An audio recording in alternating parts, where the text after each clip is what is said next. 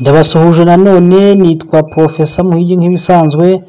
Aka ni ka kanya rero cyangwa se wa mwanya mwiza w'isaha y'uburyohe wo kubatuza heza kandi hadahenze. Turacyari mu karere ka Bugesera, umurenge wa Mayange, aha ni mu kagari ka Gakamba hafi y'isantere ya Kamugenzi.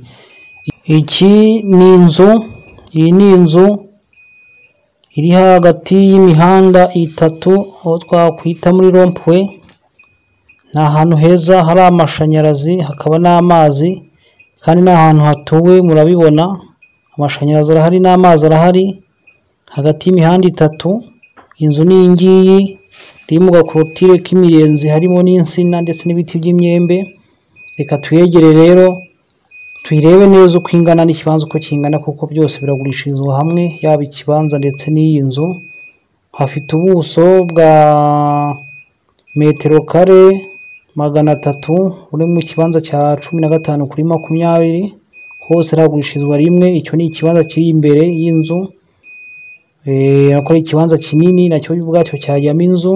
Hanyuma inzu ni iyi ngiyi, inzu ni injo ko ari inzu iriho umucanga n'inzugi.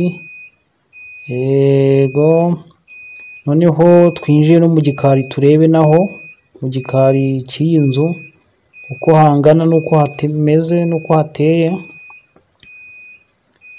Urabona ko aka ni agadushe n'agakoni ko mu gikari. Ibyo basaza n'abakecuru murabibona, ariko ubona ko mu gikari naho hari umwanya. Ni ahantu hanini, aha hose mubona hazitije imiyenzi, niko ubuso bungana bw'ikibanza. Ubona ko rwose ari ahantu hatari hatoya kandi heza. Icyiza cyaho ni ahantu heza, ni hafi y'isantere, ni ku muhanda neza hagati y'imihanda itatu.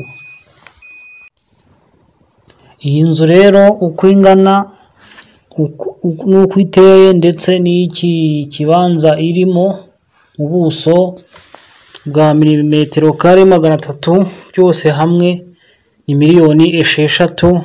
Nawe ugahita witurira ahantu heza wakubaka amazu y'ubucuruzi, kandi ni ahantu heza hafite icyangombwa cyaho limitation gusa. Miliyoni 6 zawe rero ugahita uhegukana, ubundi ukaharyoshya. Murakoze cyane, nitwa Professor Muhigi, naho ubutaha.